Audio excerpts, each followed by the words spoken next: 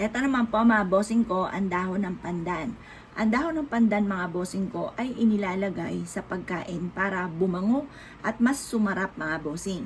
Inilalagay rin ito mga bossing ko sa sinaing para yung sinaing ay masigit na mas maging mabango.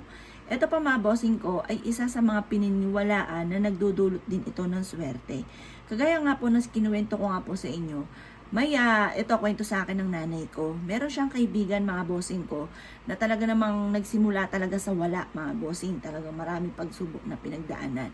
Ngayon pa mga bossing ko, yung kanyang kaibigan na ito ay nabigyan mga bossing ko ng halaman. At ang halaman na iyon ay tanglad. Ang ginawa niya, napakapayat ng tanglad. Itinanim niya ito sa paso na medyo malaki. Napalago po niya ang tanglad. Ngayon po mga bossing ko, walang kabog-abog mga bossing ko. Siya po mga bossing ko ay nakapagbenta ng ikta-iktaryan lupa. Nag-ahente po siya ng lupa. Ngayon mga bossing ko ay ubod ng yaman ang taong ito. Talaga namang pinaniwalaan po niya mga bossing ko na nagpayaman sa kanya bukod sa kanyang pagiging masipag at madiskarte ay ang tanglad.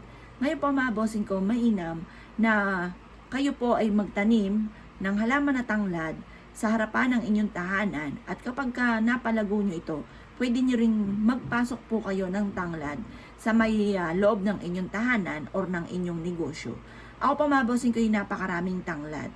Sa panahon ngayon mga bossing ko, ubusan po ito, bihirang-bihira po kayo na makakita nito. Kapag nagkaroon ka ng tanglad, alagaan nyo yung mabuti at yan po yung magdudulot sa inyo ng swerte. Ang halimuliyak ng tanglad mga bossing ko ay nagtatawag ng swerte ng masaganang pamumuhay. Pwede rin na ihalo nyo po ito, kaso nga lang, syempre, kada kuha ninyo, maaaring makalbo yung inyo pong tanglad. Mainam po kasi na malago po ang tanglad at yan po ay alagaan nyo mabuti at ilagay nyo sa gilid ng pintuan ng inyong main door or kaya ay sa loob ng inyong tahanan or kaya po ay sa harapan ng inyong tahanan. Ang dulot nito ay napakaswerte. Ngayon pa mga bossing, kung isa ka sa mga naniwala at naisyo po itong gawin, huwag na po kayong magpatumpik-tumpik pa. Makakatulong po ang ating tanglad para masigit ka na maka-attract ng swerte. Pwede rin po mga bossing ko na tupiin nyo po ito mga bossing at ilagay nyo ito sa isang pouch na kulay pula or kulay berde or kulay dilaw at isiksik nyo po ito sa inyong pong bag or sa inyong pong pitaka or sa lagayan ng inyong kaperahan. Magdudulot po ang dahon na ito ng panghatak ng swerte. Ang aroma po niya, ang amoy po niya ay magtatawag ng swerte at nagtataboy din ng mga kamalasan.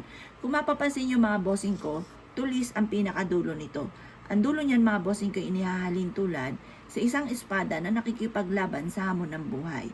Mainam na meron kayong ganito, lalo na ang dahon ng tanglad dahil ito po ay napakabango at makakatulong po ito upang sa ganon masigit ka na swertihin lalo na sa pera.